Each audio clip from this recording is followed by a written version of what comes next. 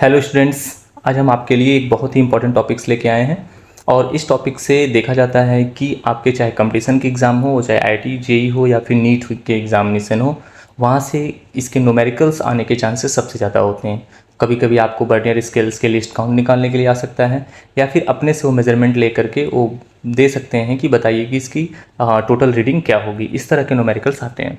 तो बच्चों को काफ़ी डिफ़िकल्टी फील होती है बर्नियर कैलिपर्स और स्क्रू गेज जैसे न्यूमेरिकल को लगाने में। तो इसलिए आज हम इसको बहुत ही आसान तरीके से समझने वाले हैं।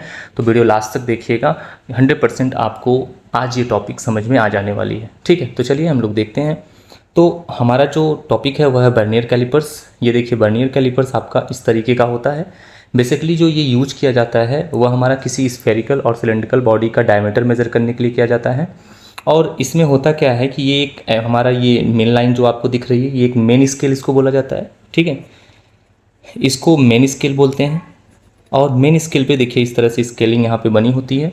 और उसके बाद यहाँ पे ये इस तरीके से जो बने होते हैं इनको जॉज बोलते हैं। ठीक है, इनको जो है हम जॉज बोलते हैं। नीचे भी इस तरीके से है ये, ठीक है, जॉज बोलते हैं। और यहाँ पे देखिए ये कर्सर टाइप का लगा होता है, जिसको हम लोग क्या करते हैं, इसको आगे एंड पीछे हम लोग इसको मूव करा सकते हैं, मूवेबल होता है। ठीक है, तो ये जो हमारा छोटा वाला स्केल बना हुआ है आप यहाँ देख सकते हैं, ये बर्नियर, ये जो मूवेबल पार्ट है इसके ऊपर भी स्केल बना हुआ है। तो इसको हम लोग बर्नियर स्केल कहते हैं, इसको हम लोग बर्नियर स्केल कहते हैं। और जो ये है हमारा मेन स्केल है। ठीक है, बर्नियर स्केल जब भी हम लोग क्या करते हैं, इसको हम आगे की तरफ खिसकाते हैं और ये जॉज आकर के जब इसमें मिल जाते हैं, तो अब पूरी तरह से मिलने के बाद बर्नियर की जो फर्स्ट लाइन है वह मेन स्केल के फर्स्ट लाइन से मैच अगर करती है और ये अच्छे से टच करते हैं, तो हम लोग कहते हैं कि यहाँ पे किसी भी प्रकार का कोई जीरो एरर नहीं है। लेकिन अगर ये जो हमारा बर्नियर वाला जॉज है ये इसके आगे निकल गया, या इसका जीरो जो है इसके जीरो के आगे निकल गया, या ये थोड़ा सा पहले ही रह गया और ये कम्प्लीटली टच नहीं हो रहा है, तो हम कहते हैं यहाँ पे जीरो एरर है। जो कि दो तरह के हो जाएंगे, पॉजिटिव जीरो एरर और नेगेटिव जीरो एरर। ठीक है, हम इसको यहाँ पे समझेंगे। बाकी इससे मेजरमेंट कैसे लेते हैं और इसके न्यूमेरिकल्स कैसे सॉल्व करते हैं हम लोग नेक्स्ट वीडियो में समझेंगे। फिलहाल में तो हम आज इसका कॉन्सेप्ट ही समझने वाले हैं। क्लियर? तो चलिए, ये जो पीछे ये निकला होता है ये हम लोग किसी बीकर में रखे हुए पानी की डेप्थ को मेज़र करना होता है, तो हम लोग इसका यूज करते हैं। ठीक है, यहाँ पे है जैसे कि इट इज़ अ डिवाइस, यह एक ऐसी डिवाइस होती है which use to measure the diameter of spherical और सिलेंड्रिकल बॉडी, जो किसी स्फेरिकल या सिलेंड्रिकल बॉडी के डायमीटर को मेज़र करने में काम में आती है। उस स्फेरिकल या सिलेंड्रिकल बॉडी को हम लोग इसी जॉस के बीच में यहाँ पे ऐसे रख देते हैं, और रखने के बाद जो है हम लोग इसको मूव करके यहाँ तक टच कराते हैं। उसके बाद हम लोग मेजरमेंट लेते हैं। ठीक है, मेन स्केल क्या होता है? मेन स्केल जो ये है, ये नॉर्मली जो होता है इसमें जो एक डिवीज़न होता है वो लगभग 1 मिलीमीटर का होता है, जो कि फिक्स होता है। मतलब ये फिक्स होता है और इसकी वन लाइन यानी वन डिवीज़न जो है लगभग 1 मिलीमीटर को शो करता है। ठीक है, बाकी न्यूमेरिकल में अपने से भी कोई मेजरमेंट दिया जा सकता है, लेकिन बेसिकली आपके लैब में देखने को मिलेगा कि उसका 1 मिलीमीटर ही होता है। ठीक है, जो कि फिक्स होता है। बर्नियर स्केल जो होता है वो जैसा कि मैंने ऊपर बताया, ये स्लाइड करता है और इसमें डिवीज़न्स कुछ अलग होते हैं। लाइक जैसे इसमें 10 या 20 डिवीज़न हो जाते हैं। ठीक है, कभी कभी 10 डिवीज़न होते हैं पूरा मिला के, या 20 डिवीज़न होते हैं, उससे ज़्यादा नहीं होते। लेकिन ये तो पूरा यहाँ से यहाँ तक होता है। ठीक है, लेकिन इसमें 10 या 20 डिवीज़न ही कोई होते हैं, या फिर जो भी अपने से न्यूमेरिकल में ले सकता है। ठीक है, एमएसडी को हम लोग कहते हैं मेन स्केल एमएसडी को हम लोग मेन स्केल डिवीज़न कहते हैं।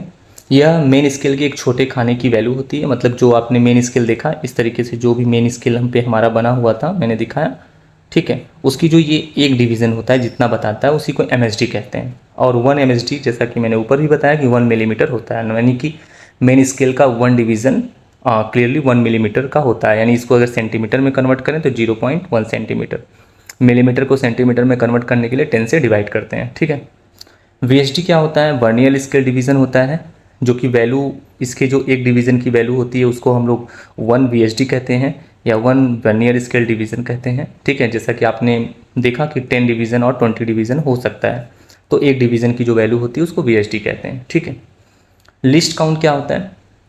लिस्ट काउंट का मतलब होता है स्मॉलेस्ट मेजरमेंट। मतलब जो हमारा ये डिवाइस है, जो बर्नियर कैलिपर्स है, वो मिनिमम कितनी लेंथ को मेजर कर सकता है, तो that is called the list count. Clear? And list count का फॉर्मूला होता है 1 एमएसडी माइनस 1 वीएसडी।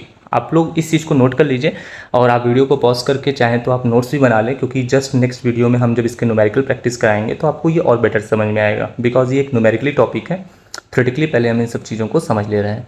न्यूमेरिकल भी हम आपको इतने आसानी से समझाने की कोशिश करेंगे कि आपको सारी चीज़ें बिल्कुल कॉन्सेप्चुअल क्लियर हो जाएंगी। तो इसलिए आज आप इसको ध्यान से पढ़ लीजिए, वीडियो सेव कर लीजिए और इसको नोट्स बना लीजिए ताकि न्यूमेरिकल बनाए तो आप यहाँ से मैच करा सकें। ठीक है, लिस्ट काउंट का एक और फार्मूला हम लोग ले लेते हैं, 1 MSD अपॉन में एन। एन क्या है? एन जो है वह division of vernier scale match with the main scale. अब ये एन का मतलब क्या होता है? Division of VS match with MS। मैं इस चीज़ को आपको ऊपर अभी बताऊंगा कैसे हम लोग लिस्ट काउंट निकालते हैं। क्लियर? तो चलिए हम लोग देखते हैं। ये देखिए, जैसा कि मैंने ऊपर कहा था कि लिस्ट काउंट इक्वल टू, आपको वहाँ पे मिला था भैया, लिस्ट काउंट इक्वल टू मिला हुआ था 1 MSD अपॉन में n, जहाँ पे n की वैल्यू क्या होती है? n क्या होता है? Number of division which match with MS। मतलब जब आप इसको ले जाओगे, इसको खिसकाओगे, टच कराओगे तो इसकी लाइन किसी मेन स्केल वाली लाइन से मैच कर जाएगी। लेकिन इसमें जितने भी डिवीज़न होते हैं ना, इसके सारे डिवीजन्स के इक्वल नहीं होते क्योंकि ये थोड़े पास पास ड्रॉ किए गए होते हैं, जबकि इसमें थोड़ा दूर दूर होता है। ठीक है, यही लाइन। इसलिए आप देखोगे कि इसके सारे डिवीज़न, इसके डिवीजन्स या तो ज़्यादा हो जाते हैं या तो कम हो जाते हैं। तो इस तरीके से हम लोग देखेंगे कि कोई भी लाइन, इस मतलब बर्नियर की जो भी लाइन होगी वो मेन स्केल की लाइन, जैसे ये बर्नियर की लाइन है, जैसे ये हम कहते हैं बर्नियर की लाइन है, ठीक है, और ये हमारी मेन स्केल की लाइन है। सॉरी, ये मेन जो भी ये मेन स्केल की लाइन है, ये बर्नियर की लाइन है। ठीक है, तो कोई भी लाइन एक दूसरे के टच में, मतलब बिल्कुल सीध में नहीं होगी, स्ट्रेट में नहीं होगी, लेकिन कोई एक लाइन जरूर होगी जो बिल्कुल इसके सीध में होगी। उसी को हम लोग देखेंगे। मान लीजिए 1 2 3 4, ये फोर्थ लाइन इसके मैच में है ना, तो वही एन है। यानी कि जब आप रीडिंग ले रहे हो तो आप देखो कि कौन सी लाइन है बर्नियर की जो मेन स्केल की लाइन के बिल्कुल सीध में है। सारी नहीं होंगी, सारी जो है ना थोड़ा सा आगे पीछे, हल्का सा ही आगे पीछे होंगी, लेकिन होंगी जरूर। इसलिए आप देखो कि कौन सी लाइन जो है बिल्कुल सीध में है। ठीक है, बर्नियर की कौन सी लाइन, ठीक है, बर्नियर वाले की, ये बर्नियर है। तो मान लीजिए फोर्थ है तो एन की वैल्यू फोर्थ होगी। ठीक है, समझ में आ गया ना। तो वही एन की वैल्यू लिखा है कि नंबर ऑफ मतलब डिविजन्स या line which directly match with the main scale. Clear? चलिए, इसके बाद हम लोग देखते हैं टोटल रीडिंग। मान लीजिए रीडिंग लेने के बाद अब MSR प्लस में VSR, यानी टोटल रीडिंग का फार्मूला होता है MSR प्लस VSR। मतलब जो स्फेरिकल बॉडी थी, जब आप उसको जॉस के द्वारा, ऐसे जॉस के द्वारा आपने जब इसको यहाँ पे टाइट कर दिया, तो जो ये बर्नियर स्केल है, ये जो बर्नियर स्केल है और जो मेन स्केल है, ठीक है, तो आप देखोगे कि इस बर्नियर, जैसे इसको आप यहाँ पे टच कराओगे दोनों को, तो बर्नियर स्केल की जो फर्स्ट लाइन है वो मेन स्केल की किस लाइन से मैच कर रही है? मान लीजिए ये 2.5 से मैच कर रहा है, तो यही MSR हो गया। तो यही MSR हो गया, यानी मेन स्केल रीडिंग हो गई कि बर्नियर की फर्स्ट लाइन जो है, जीरो वाली लाइन, वह इसके किस लाइन के से मैच कर रही है। ठीक है, कहाँ तक ये पहुँच रही है, तो वही इसका MSR हो जाएगा। ठीक है, और प्लस हो जाएगा VSR। और VSR यानी वर्नियर स्केल रीडिंग कैसे निकालते हैं?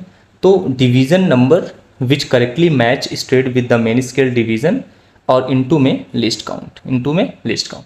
मतलब जैसा कि ऊपर मैंने बताया ना कि को सभी लाइन जब आप इसको ले आओगे ना, तो सारी लाइन एक दूसरे के मैच तो नहीं करेंगी, लेकिन इसकी फर्स्ट लाइन कहाँ पहुँची है मेन स्केल पर, वो मेन स्केल रीडिंग हो जाएगी। उसके बाद आप देखो कि कोई एक लाइन है जो इससे बिल्कुल मैच कर रही होगी, तो जो लाइन यहाँ पे मैच कर रही होगी वही, मान लीजिए फिफ्थ लाइन यहाँ मैच कर रही है, तो VSR इक्वल टू क्या हो जाएगा? 5 इंटू में इसका लिस्ट काउंट 0.01 सेंटीमीटर। ठीक है, तो ये हो जाएगा हमारा VSR, कौन सी लाइन मैच कर रही है, इंटू में इसका लिस्ट काउंट। क्लियर?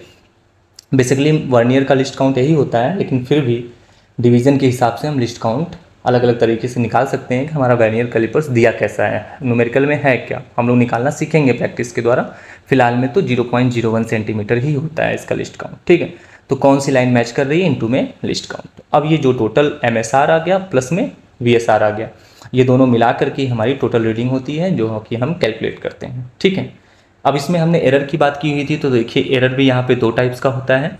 हमने वीडियो के स्टार्ट में ही आपको बताया था कि अगर जॉस कंप्लीटली मैच नहीं करते हैं तो वहाँ पे एरर देखने को मिलता है, और ये एरर 2 तरह का होता है आपका, पॉजिटिव एरर और नेगेटिव एरर। तो when two jaws touches each other, जब दोनों जॉज एक दूसरे से टच कर सकते हैं तो हम लोग कहते हैं कि यहाँ पे किसी प्रकार का कोई भी एरर नहीं है, या यूँ समझिए कि बिल्कुल टच कराने पर मेन स्केल का जो जीरो है वो वर्नियर स्केल के जीरो में बिल्कुल एक सीध में हो, दोनों जीरोस, दोनों लाइन एक दूसरे, मतलब वर्नियर की फर्स्ट लाइन और मेन स्केल की फर्स्ट लाइन जो है वो बिल्कुल एक दूसरे की सीध में हो, जरा सा भी अंतर ना हो, तो हम कहेंगे यहाँ पे किसी प्रकार का कोई एरर नहीं है। लेकिन अगर ऐसा नहीं होता है तो हम लोग उसको जीरो एरर मानते हैं। अगर ये लाइन, मतलब दोनों जॉज को टच कराने पर अगर ये लाइन आगे पीछे हो जाती हैं तो हम कहेंगे कि वहाँ पे जीरो एरर है। ठीक है, अब ये जीरो एरर 2 तरह का होता है, पॉजिटिव जीरो एरर और negative zero error. Positive zero error क्या होता है भैया, जब वर्नियर का जीरो मेन स्केल के जीरो के राइट साइड रह जाता है, मतलब आप जॉज को टच करा रहे हैं और जॉज जो है टच होने की बजाय पहले ही रुक गया। ठीक है, ये जो जॉज है ये यहाँ पे आ रहा था, इससे टच नहीं हुआ, वो पहले ही रुक गया। जब पहले ही रुक गया तो मेन स्केल का जो जीरो यहाँ है तो वर्नियर का जीरो क्या हो जाएगा, वो पहले ही रुक जाएगा, है ना। तो जब वर्नियर का इसके जीरो पहले ही रुक जाएगा इसके जीरो के, तो हम लोग क्या कहेंगे कि ये इसके राइट साइड ही रह गया। ठीक है, तो इसको हम लोग पॉजिटिव एरर मानते हैं, क्योंकि ये इनके बीच का गैप तो तब होगा जब इनके बीच में कोई ऑब्जेक्ट रखेंगे, और अगर ये पहले से ही गैप दिखा रहा है, टच नहीं हो रहा है, तो मतलब कुछ ना कुछ रीडिंग ये पहले से दिखा रहा है ना, मतलब ज़्यादा रीडिंग अब दिखा देगा। तो इसीलिए हम इसको पॉजिटिव एरर के रूप में जानते हैं।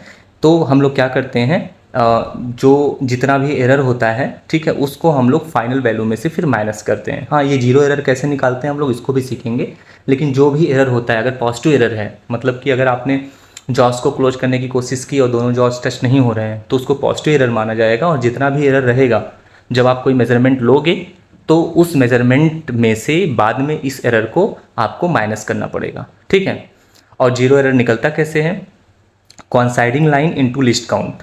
Coinciding line into list count मतलब जब आपका दोनों जॉज लेके आ रहे थे पास और दोनों जॉज पास लेके आए और आ नहीं पाए, यहीं रुक गया। तो यहाँ पर भी आप देखो कि जो वर्नियर का कौन सा लाइन जो है वो इससे मैच कर रहा है, कौन सा लाइन इससे मैच कर रहा है, मान लो 5th लाइन, उसी में लिस्ट काउंट का मल्टीप्लाई कर दो आप। तो ये जो वैल्यू आएगी, ठीक है, ये जो वैल्यू आएगी 0.05 करके, या जो भी आए, जो भी लाइन मैच कर रही होगी, वही आपका पॉजिटिव एरर माना जाएगा। बाद में टोटल रीडिंग में से इसको माइनस करना होगा। ठीक है, तो समझ में आएगा, क्लियर है।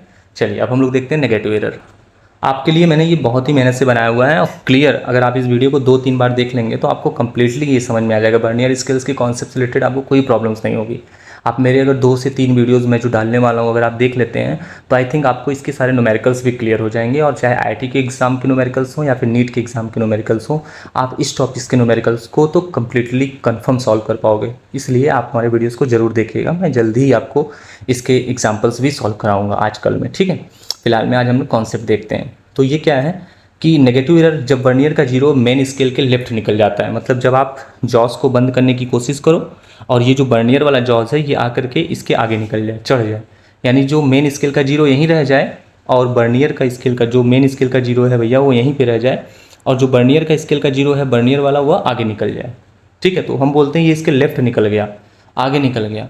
ठीक है, तो हमको रीडिंग लेने के लिए इसको पीछे करना पड़ेगा, तभी तो जॉस के अंदर कोई ऑब्जेक्ट को आप इंसर्ट कराओगे, है कि नहीं। तो इस तरीके से हम लोग कह सकते हैं कि यहाँ पर नेगेटिव एरर आ गया है। कब, जब इसका जीरो जिसके आगे निकल जाए। ठीक है, तो हम लोग क्या करते हैं, एक्चुअल वैल्यू से मेजरमेंट से कम मेजरमेंट लेता है हमारा, ऐसे केस में हमारा वर्नियर स्केल।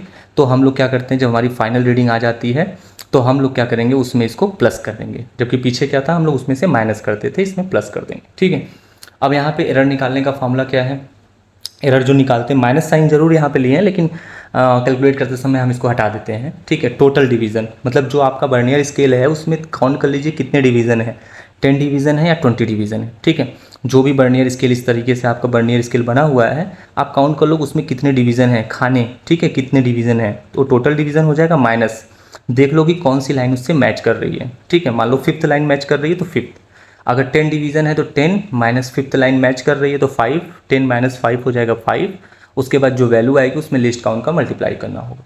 तो इस तरीके से आपका ये जो है नेगेटिव एरर फाइंड होता है, और जो ये एरर आता है बाद में हम लोग क्या करते हैं, उसको प्लस कर देते हैं हमारी टोटल वैल्यू निकालने के बाद, जब हम कोई मेजरमेंट लेते हैं। ठीक है, अब अगर हमारे डिवाइस में किसी प्रकार का कोई एरर नहीं है तब तो कोई बात प्रॉब्लम नहीं है, हम लोग सीधा मेजरमेंट लेंगे और जो भी वैल्यू आएगी हम लोग उसको सॉल्व कर ले जाएंगे। ठीक है, लेकिन अगर एरर हुआ मीन्स कि वर्नियर कैलिपर्स का इसकी जीरो पहले रह गया या फिर बाद में रह गया, ठीक है, आगे निकल गया, तो फिर इससे क्या होता है, हमें एरर मिल जाता है। तो पहले हम उस एरर को कैलकुलेट करेंगे, पॉजिटिव या नेगेटिव जो भी एरर है। ठीक है, अगर उसमें पॉजिटिव एरर है तो आप जानते हैं हम लोग उसको माइनस कर देंगे टोटल रीडिंग में से, अगर नेगेटिव एरर है तो हम लोग टोटल रीडिंग में क्या करेंगे, प्लस करेंगे। क्लियर, आई होप आपको ये पूरा चीज़ ज़रूर समझ में आया होगा। आप ये वीडियो पूरा सेव कर लीजिए, मैं नेक्स्ट वीडियो में आपको इसके एग्जाम्पल सॉल्व कराऊंगा और एग्जाम्पल से आपको इसके न्यूमेरिकल से आपको ये टॉपिक और अच्छे से क्लियर हो जाएगा। ओके, तो चलिए मिलते हैं नेक्स्ट वीडियो में। Thank you.